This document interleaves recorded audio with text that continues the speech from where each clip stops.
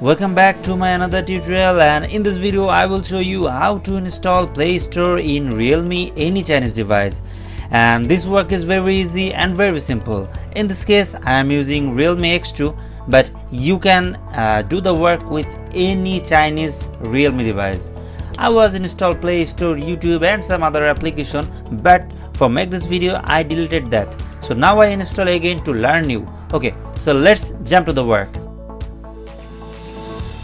First, you open the apps market and search Google app, then download it.